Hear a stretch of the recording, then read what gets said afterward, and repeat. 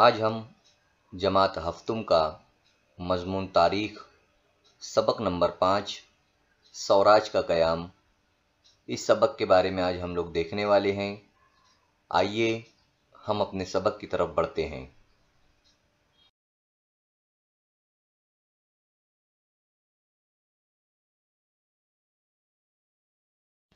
बच्चों, इससे पहले हम लोग सदी के मतलब को समझ चुके हैं।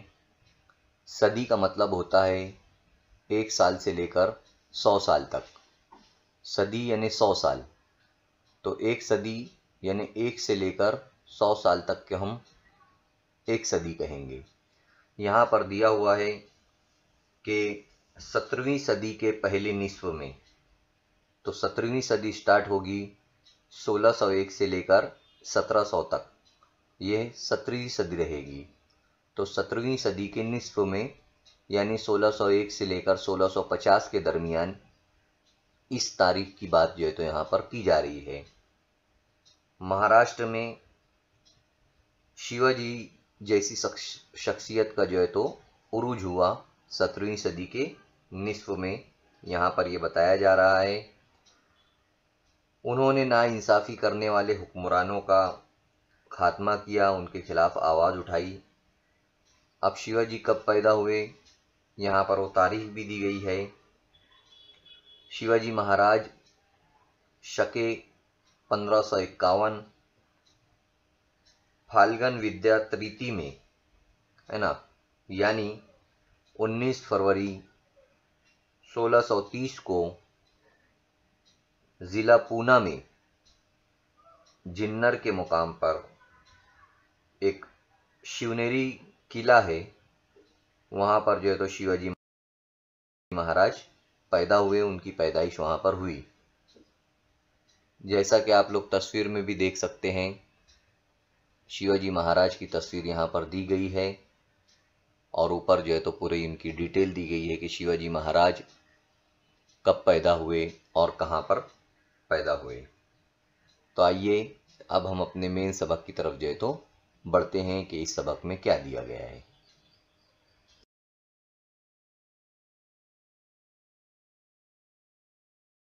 अब हमारा यहाँ पर सबक शुरू हो रहा है। तो हम सबसे पहले शिवाजी महाराज से पहले शाहजी, जो उनके वालिद थे, उनके वालिद के बारे में मालूमात हासिल करेंगे। शाहजी की तस्वीर आप लोग बाएं तरफ देख सकते हैं, ऊपर शाहजी की तस्वीर है।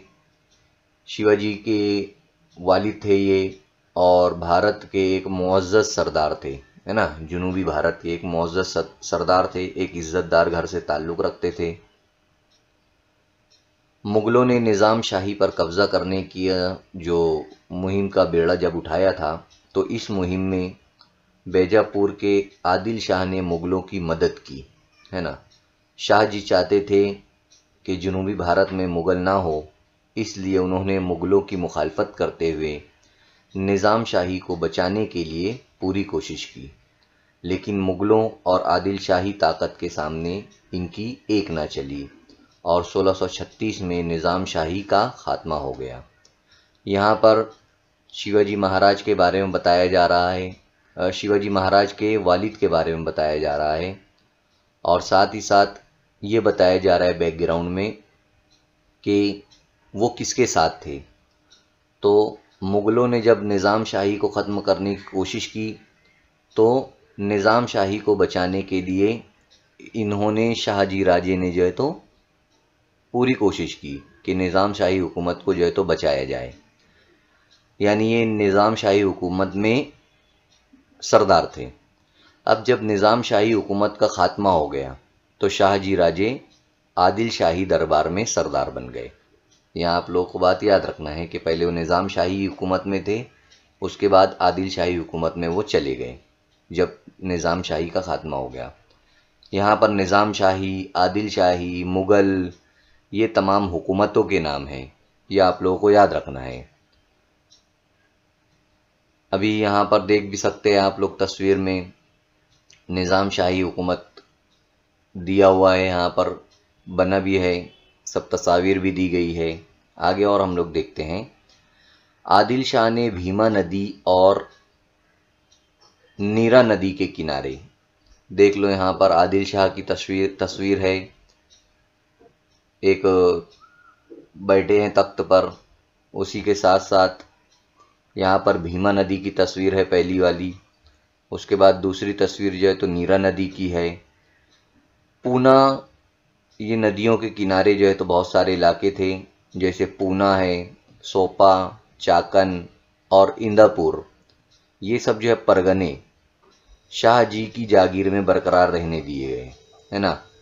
इसके जो आसपास के इलाके थे इनकी जागीर में जो है तो रहने दिए। जागीर किसे कहते हैं यहाँ अभी हम आगे तफसील से देखने वाले हैं। आदिल शाह की जानिब से शाह जी को कर्नाटक में बेंगलुरु और आसपास के इलाके भी जो है तो जागीर में अता किए गए आदिल शाह की तरफ से। तो ये तमाम चीज़ें जो है तो यहाँ पर बैकग्राउंड में आप लोग देख रहे हैं, ये तमाम चीज़ें थी। शाह जी महाराज थे, वो पहले निज़ाम शाह में थे, निज़ाम शाही के बाद वो आदिल शाही में आए। आदिल शाही में आने के बाद जो है तो उनकी जो रुतबा है वो और बढ़ गया, उन्हें कई जो है तो जागीरें दी गई। और ये शिवाजी महाराज के वालिद थे, एक मुअज़्ज़ज़ घराने से थे। ये तमाम बातें यहाँ पर बताई गई है। अब जागीर किसे कहते हैं, यहाँ हमें ये समझना है। जागीर यानी किसी इलाके का महसूल हासिल करने का हक। महसूल यानी टैक्स, है ना। उस इलाके का अगर हम टैक्स हासिल करते हैं तो वो हमारी जागीर हुई। हुक्मरान यानी जो लोग हुकूमत करते, वो लोग जिन लोगों को सरदार बनाते थे उन्हें नकदी शक्ल में तनख्वाह ना देते हुए इतना बड़ा इलाका तफवीज़ कर देते थे कि सरदारों को तनख्वाह की रकम के बराबर पैदावार महसूल से हासिल हो जाती थी। समझो बात को यहाँ पर। जैसे एक बादशाह है तो बादशाह ने एक सरदार अपना रखा हुआ है, वो उसकी मदद करता है, लेकिन उसको पैसा जो है वो कैश में नहीं देता है, बल्कि वो क्या करता है, वो उसको ज़मीन दे देता है, एक हिस्सा दे देता है, एक इलाका, और कहता है कि उस इलाके से आप लोग टैक्स वसूल कर लिया करो, महसूल वसूल कर लिया करो। यानी किसान अगर फसल उगाता है तो फसल का कुछ हिस्सा जो है तो वो सरदार ले लेगा। इस तरीके से जो है तो जागीर का सिस्टम चला करता था। तो यहाँ पर वही बताया गया है सरदार शाह जी को, और शाह जी को जो है तो बहुत सारे इलाके जो है तो जागीर के तौर पर दिए गए थे। अब शाह जी के बारे में बताया गया यहाँ पर कि शाह जी नहायत बहादुर थे, आला हिम्मत वाले, ज़हीन और माहिर सियासत थे। यानी वो सियासत को जानते थे कि किस तरीके से पॉलिटिक्स की जाती है, किस तरीके से हुकूमतें बदली जाती है, कौन किसके ऊपर हमला करने वाला है, ये तमाम चीज़ें वो जानते थे। इसी तरह वो तलवारबाजी जानते थे, पट्टा और नेज़ाबाजी भी ताक थे। उन्हें अवाम से बहुत मोहब्बत थी। उन्होंने महाराष्ट्र में, कर्नाटक में और तमिलनाडु के कई इलाके जो है तो उन्होंने फतेह भी किए थे। जैसा कि आप लोग तस्वीर में यहाँ पर देख सकते हैं, महाराष्ट्र दिया गया है, कर्नाटक दिया गया है, तमिलनाडु जो पिंक कलर से है जो इलाके, उन इलाकों को जो है तो उन्होंने वहाँ पर जीता भी था, उन्हें हासिल भी किया था, फतेह किया था। जनूबी भारत में इनका रौब था, है ना, लोग इन्हें जो है तो जानते थे। जब शिवाजी महाराज और जीजाबाई बेंगलुरु में थे तब शाह जी ने शिवाजी महाराज को एक उम्दा हुक्मरान बनाने के लिए तालीम देने का माकूल इंतज़ाम किया था। इन्हें शाह जी राजे ने अपने बेटे शिवाजी महाराज को एक अच्छा बड़ा बनाने के लिए, अच्छा हुक्मरान बनाने के लिए उन्होंने जो है तो उनकी ट्रेनिंग के लिए एक इंतज़ाम किया था। इसीलिए इन्हें स्वराज के तसव्वुर का बानी कहा जाता है ना। स्वराज का, इन्हें जब आगे चलकर शिवाजी महाराज ने स्वराज की हुकूमत जब कायम की, लेकिन असल में उनके वालिद साहब ने इसकी कोशिश शुरू ही पहले से कर दी थी, पहले से शुरू कर दी थी उन्होंने। तो इसलिए जो है तो इस तसव्वुर का बानी यानी स्वराज का, आवाम की हुकूमत का बानी शाहजी महाराज को माना जाता है। उन्होंने शिवाजी महाराज और जीजाबाई को अपने काबिले एतमाद और जांबाज साथियों के साथ बेंगलुरु से पूना रवाना किया। ये भी बात बताई जाती है कि उन्होंने बेंगलोर से पूना जो है तो अपने बेटे को और अपनी बीवी को यानी जीजा माता को और शिवाजी महाराज को अपने साथियों के साथ जो है तो रवाना किया। तो ये तमाम बातें यहाँ पर हम लोगों ने देखे शाहजी राजे के बारे में, यानी शिवाजी महाराज के वालिद साहब के बारे में मालूमात आप लोगों के सामने थी। और साथ ही साथ आप लोग जागीर का मतलब भी समझ गए होंगे कि जागीर का मतलब क्या है, जागीर किसे कहते हैं।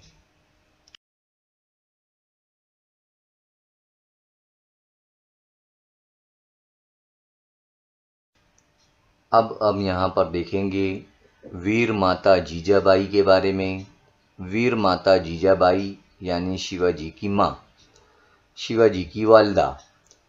शिवाजी की जो वालिदा थी उनका नाम था वीर माता जीजाबाई, और जीजाबाई ज़िला बुल्डाना के सिंदखेड़ राजा के मुअज़्ज़ज़ सरदार लखूजी राजे जाधव की बेटी थी, है ना।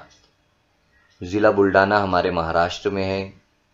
उस ज़िले के अंदर सिंदखेड़ करके एक इलाका है, वहाँ के एक सरदार थे जिनका नाम था लखूजी राजे जाधव।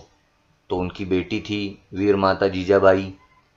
उन्हें बचपन से ही मुख्तलिफ उलूम के साथ फ़ौजी तालीम भी दी गई, यानी इन्होंने मुख्तलिफ इल्म भी हासिल किया था और फ़ौजी ट्रेनिंग भी जो है तो उन्होंने लिए थे। शाहजी महाराज का स्वराज के क़याम का ख्वाब पूरा हो, इसके लिए वो हमेशा इन्हें तरगीब देकर इनकी मदद करती थी। वो एक माहिर और अहले नज़र सियासतदां थी। स्वराज कायम करने के लिए उन्होंने हमेशा शिवाजी महाराज की रहनुमाई की, यानी अपने बेटे की भी जो है तो उन्होंने रहनुमाई की। वो अवामी मामलात में फ़ैसला देने का काम भी करती थी, है ना। और शिवाजी महाराज की बेहतर तालीम के लिए जो है तो उन्होंने बहुत सारी कोशिशें की। उन्होंने शिवाजी महाराज में सब्र व तहम्मुल, सच्चाई, ज़हानत, होशियारी, हिम्मत, बेबाकी, इस्लाह का इस्तेमाल, यानी किस तरीके से जो है तो हथियार का इस्तेमाल किया जाए, फ़तेह का अज़्म और स्वराज का ख्वाब जैसी खूबियाँ पैदा की, है ना। उन्होंने शिवाजी महाराज में तमाम खूबियाँ जो है तो पैदा की कि वो सब्र से काम ले, सच्चाई पर चले, ज़हानत से काम ले, होशियार रहे, हिम्मत कभी ना हारे, हमेशा बेखौफ रहे, हथियारों का बेहतर इस्तेमाल करे। और जो स्वराज जो है कि जिसमें बाहर के लोग हुकूमत ना करे बल्कि यहाँ के जो लोग हैं वही हुकूमत करे, सबसे अहम मकसद स्वराज हुकूमत कायम करने का यही था।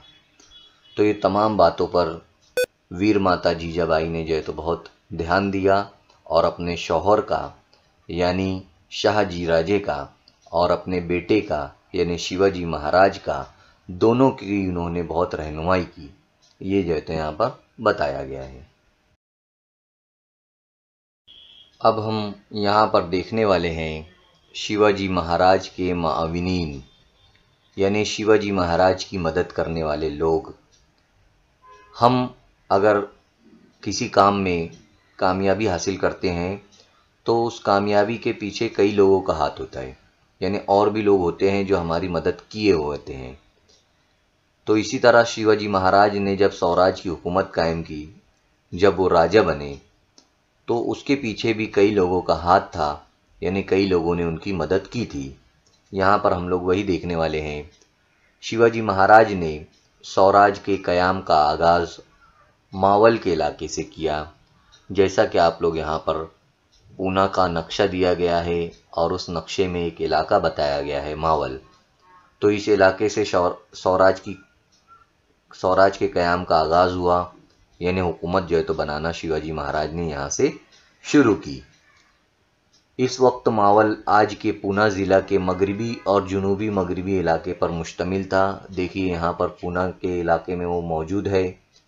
और स्वराज के क़याम के लिए शिवाजी महाराज ने मावल के जोग्राफियाई हालात का इस्तेमाल नहायत महारत से किया, यानी जोग्राफियाई हालात जो थे, वहाँ के पहाड़ और वहाँ के जंगलात, वहाँ की जो चीज़ें थी, उसका इस्तेमाल जो है तो शिवाजी महाराज ने बेहतर किया। जैसे देखिए यहाँ पर दिया गया है कि वहाँ की पहाड़ियाँ, वादियाँ, और जो दर्रे थे उनका इस्तेमाल जो है तो उन्होंने किया। पहाड़ी जो इलाके होते हैं उनमें जो रास्ते होते हैं वो तमाम चीज़ों का शिवाजी महाराज ने लड़ाई में इस्तेमाल किया और धीरे धीरे जो है तो अपना स्वराज जो है तो वहाँ पर कायम किया। उन्होंने लोगों के दिलों में भी जो है तो अपना अपनायत और एतमाद का जज्बा पैदा किया। लोगों में ये एहसास दिलाया कि मैं तुम्हारा ही हूँ और तुम में से ही हूँ। इसी तरीके से उनके बहुत सारे दोस्त थे जिन्होंने शिवाजी महाराज की बहुत ज़्यादा मदद की, जैसे यसाजी कनक, बाजी पासलकर, बापूजी मदगल, नरहेकर देशपांडे बरादरान, जो देशपांडे बरादरान थे वो, उसके अलावा काऊजी कोंढालकर, जीवा महाला, तानाजी मालुसरे, कान्होजी जेधे, बाजी प्रभु देशपांडे, दादाजी नरस प्रभु देशपांडे वगैरह वगैरह जो उनके साथी थे, उन्होंने मिलकर जो है तो इनके बलबूते पर शिवाजी महाराज ने जो है तो स्वराज कायम किया। अब 12 मावल क्या है, मावल के इलाके में ये जो है तो बताया गया है। 12 मावल में पवन मावल, हिरडस मावल, गंजन मावल, पोड़ खोरे, मुट्ठे खोरे, मुस्से खोरे, कांधो खोरे, वेलेंड खोरे, है ना, रोहिट खोरे, इंदर मावल, नाने मावल, कोरबार से मावल। शिवाजी महाराज की पूना जागीरों में सह्याद्री पहाड़ी सिलसिले के दामन में जो इलाका है इसे मावल खोरे कहते हैं। इन्हें 12 मावल भी कहा जाता है। यानी ऊपर जितने भी इलाकों के नाम हैं वो तमाम इलाके जो सह्याद्री पहाड़ी सिलसिला है उसके दामन में जो मावल का इलाका है, मावल खोरे का इलाका, तो उन्हें जो है तो 12 मावल कहा जाता है। उस इलाके को पूना की जागीरों में इसका शुमार होता था, है ना, पूना के इलाके में जो जागीरें थी वहाँ पर। तो ये बातें आप लोगों को याद रखना है।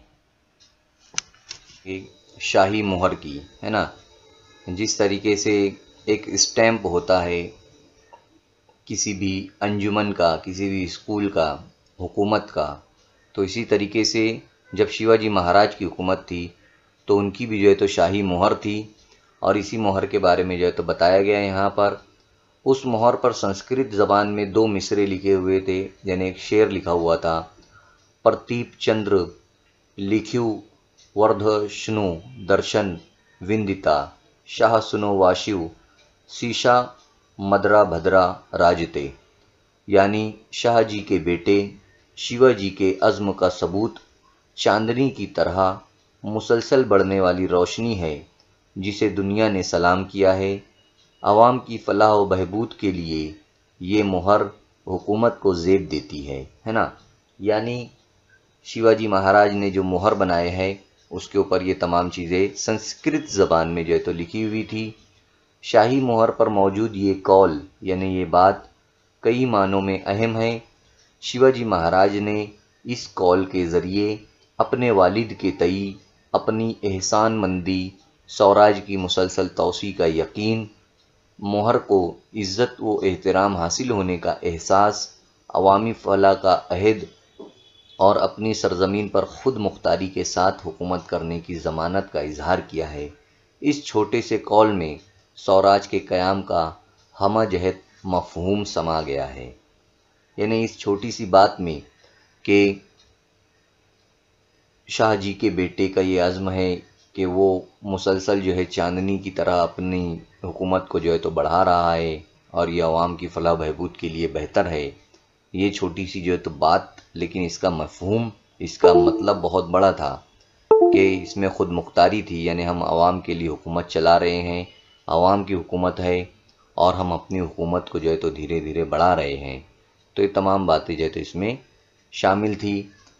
अब आप लोगों को जानना है कि अपने मुल्क की सरकारी मोहर का जायज़ा लीजिए, इनमें कौन कौन सी बातें हैं वो मालूम कीजिए और सरकारी मोहर का इस्तेमाल कहाँ कहाँ होता है ना, सरकारी मोहर का इस्तेमाल कहाँ होता है, ये तमाम बातें आप लोग गूगल पर जाकर ऑनलाइन जो है तो हासिल कर सकते हैं, मालूमात इसकी ले सकते हैं।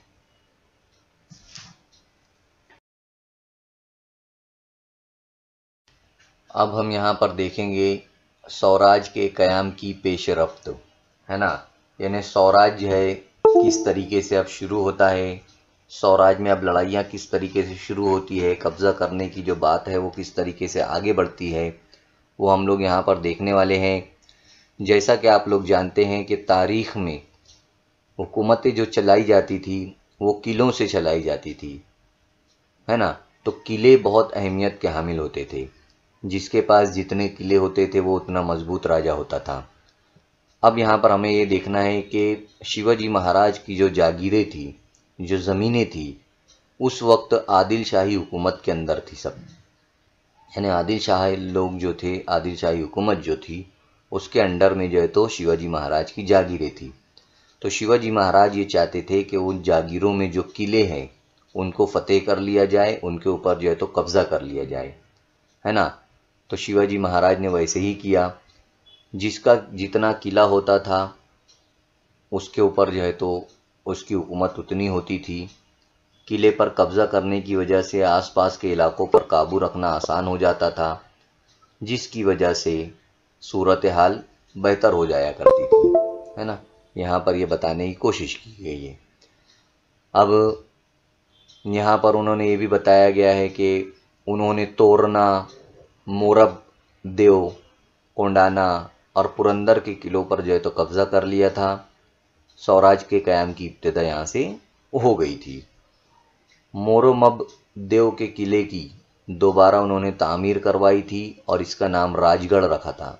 आप लोग देख सकते हैं, मोरोमब किले की जो है तो तामीर उन्होंने दोबारा करवाई थी और उसका नाम बदल कर जो है तो उन्होंने राजगढ़ रख दिया था। इसी तरह आदिल शाही फ़ौज में जावली के मोरे, मधुल के घोरपड़े और सावंतवाड़ी के सावंत जैसे सरदार थे। इन सरदारों ने स्वराज के क़याम की मुखालफत की। स्वराज के क़याम के लिए इन सरदारों पर काबू पाना ज़रूरी था। उस वक्त आदिल शाह के दौर में जिस तरीके से शाहजी यानी शिवाजी के वालिद साहब सरदार थे, उसी तरह उनके पास और भी सरदार थे। जैसे जावली एक इलाका है तो वहाँ पर उन जो मोरे थे वो भी सरदार थे, मधुल के घोरपड़े थे, सावंतवाड़ी के सावंत जो थे वो भी सरदार थे। तो उन लोगों ने शिवाजी महाराज जब अपनी हुकूमत को बढ़ा रहे थे तो उन लोगों ने मुखालफत की शिवाजी महाराज की। ये जो है तो यहाँ पर बताने की कोशिश की गई है और किलों की अहमियत को बताया गया है। साथ ही साथ कौन कौन से किले उन्होंने फ़तेह किए, जैसे तोरना का, मोरोमबदेव का और कोंडाना का और पुरंदर का किला जो है तो उन्होंने फ़तेह करके अपनी हुकूमत की शुरुआत की। ये जो है तो बताया गया है। तो आप लोगों को ये तमाम चीज़ें याद रखना है।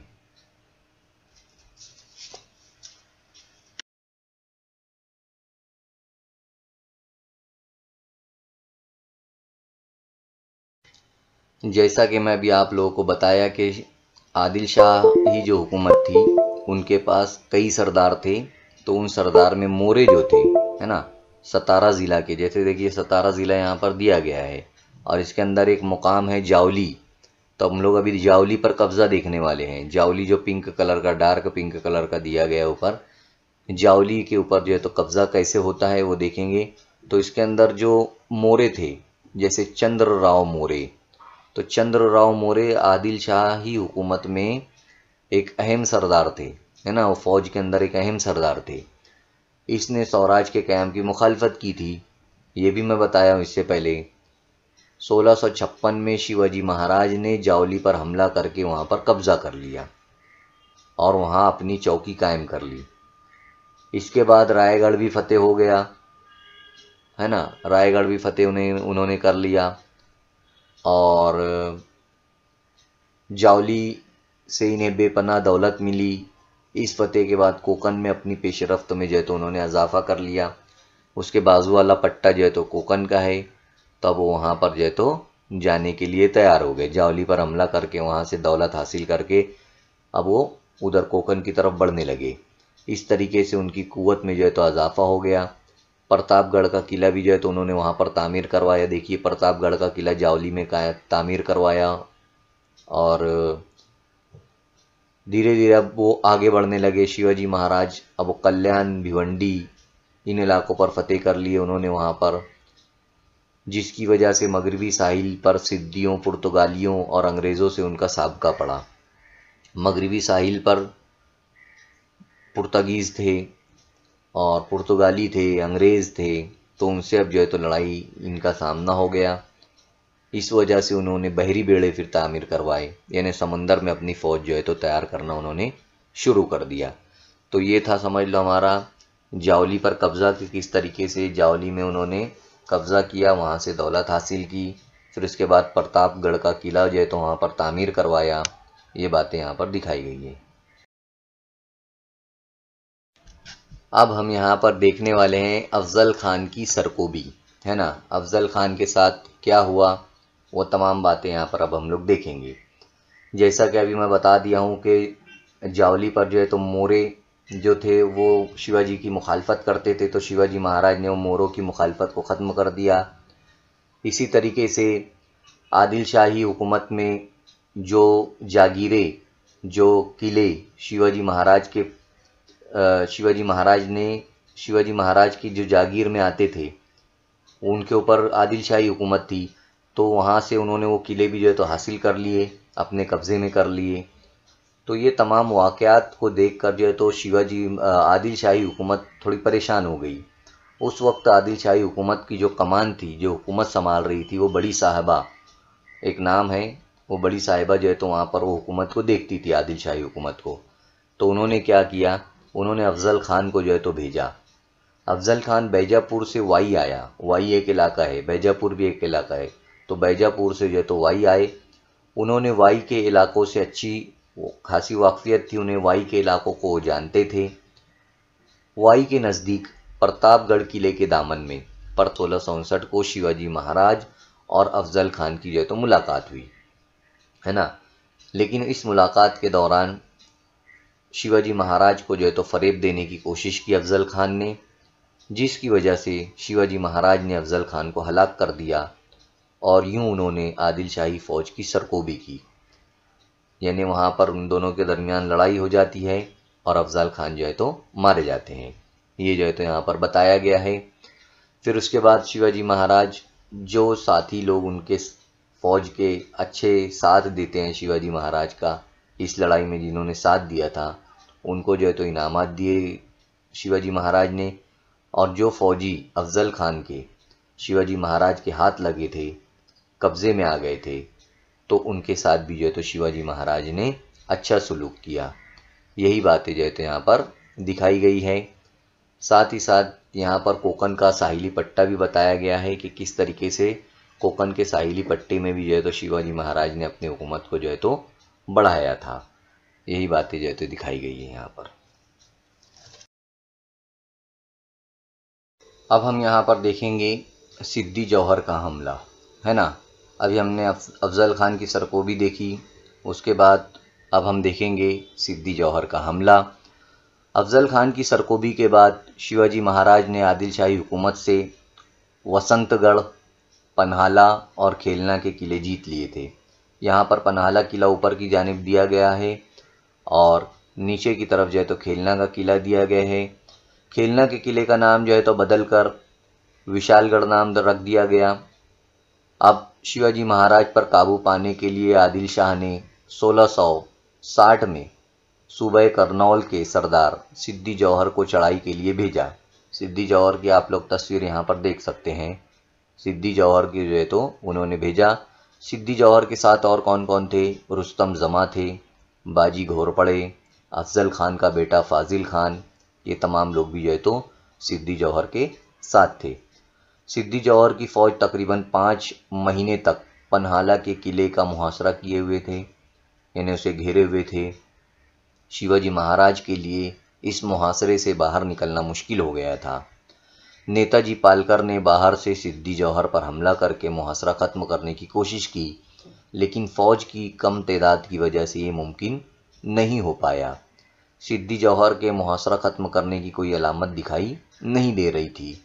इसलिए शिवाजी महाराज ने सोचा कि अब सिद्दी जौहर से जो है तो बातचीत शुरू की जाए, और इस बातचीत की वजह से पन्हाला के मुहासरे में थोड़ी नरमी पैदा हो गई।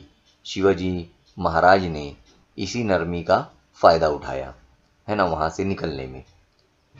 तो आप लोग देख सकते हैं सिद्दी जौहर की जो है तो तस्वीर भी यहाँ पर दिखाई दे रही है। आदिल शाही हुकूमत ने जो है तो इन्हें भेजा था ताकि वो शिवाजी महाराज को कैद करे, और इसीलिए वहाँ पर वसंतगढ़ का किला था, पन्हाला का किला था, और खेलना के किला जो है तो नाम बदलकर क्या रख दिया गया था, खेलना के किले का नाम बदलकर विशालगढ़ नाम रख दिया गया था। तो इन किलों पर जो है तो उन्होंने कब्जा कर लिया था ना पन्हाला के किले के ऊपर, और पन्हाला के किले का जो है तो मुहासरा कर लिया था।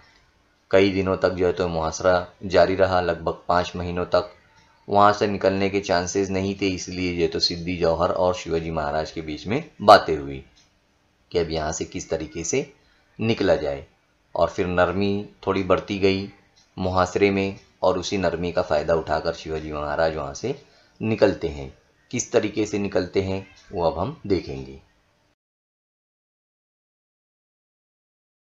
अंदर एक काशिद, शिवा काशिद नाम का जो है तो एक आदमी होता है, एक बहादुर जवान होता है। वो जो है तो पहल करता है, क्योंकि उसकी जो शक्ल सूरत होती है वो शिवाजी महाराज की तरह जो है तो दिखाई देती है। इसलिए जो तो उन्होंने सोचा कि शिवाजी महाराज की शबाहत इख्तियार की उन्होंने, और पालकी में वो बैठ गए, है ना। शिवाजी की महाराज की जगह पर वो बैठ गए पालकी में कि वहाँ से जो है तो नाटक किया जाए, ड्रामा किया जाए निकलने का। अब पालकी जो है सदर दरवाजे तक पहुँचती है, जैसा कि तस्वीर में आप लोग देख सकते हैं। मेन गेट पर जैसे ही ये बैठ कर निकलते हैं तो सिद्दी के जो फौजी होते हैं उस पालकी को रोक लेते हैं, और इस मौके पर लड़ाई होती है, और शिवा काशिद वहाँ पर मारे जाते हैं। इसी दरमियान शिवाजी महाराज दूसरे रास्ते से, है ना, शिवाजी महाराज जो है वो दूसरे रास्ते से वहाँ से निकल जाते हैं, किले के बाहर हो जाते हैं। इनके साथ बाजी प्रभु देशपांडे, बांदल देशमुख और कुछ मुंतखब साथी भी जो है तो होते हैं। वो लोग यहाँ से निकल जाते हैं, और शिवाजी महाराज पन्हाला के मुहासरे से निकलकर विशालगढ़ की तरफ जो है तो चले जाते हैं। सिद्दी जौहर को जो है तो इस बात का इल्म हो जाता है। तो शिवा काशिद, यहाँ पर आप लोग तस्वीर देख सकते हैं, वो यहाँ से निकल कर जो है तो आगे चले जाते हैं। इसी तरह प्रभुजी देशपांडे भी जो है वहाँ पर मौजूद होते हैं, उनके साथ जो है तो वहाँ पर जाते हैं वो लोग निकल कर। जैसा कि यहाँ पर बताया गया है कि पन्हाला का किला से निकल कर जो है तो विशालगढ़ की तरफ जो है तो चले जाते हैं शिवाजी महाराज। पन्हाला का किला यहाँ पर बताया गया है, और सिद्दी जौहर को जो है तो इस बात का इल्म हो जाता है कि शिवाजी महाराज यहाँ से चले गए हैं। तो इसकी फ़ौज जो है शिवाजी महाराज का पीछा करती है। शिवाजी महाराज ने सिद्दी जौहर की फ़ौजियों को विशालगढ़ के नीचे ही रोकने की जिम्मेदारी बाजी प्रभु देशपांडे को सौंपी गई थी। प्रभु देशपांडे की आप लोग तस्वीर देख सकते हैं। सिद्दी के जो फौजी थे उनको रोकने की जिम्मेदारी इन्हीं पर थी। बाजी प्रभु ने गजापुर के नज़दीक घोड़खंडी के मुकाम पर सिद्दी जौहर की फ़ौज को रोक लिया। बाजी प्रभु ने बहादुरी से मुकाबला किया, लेकिन वो इस मुहिम में काम आ गए, है ना।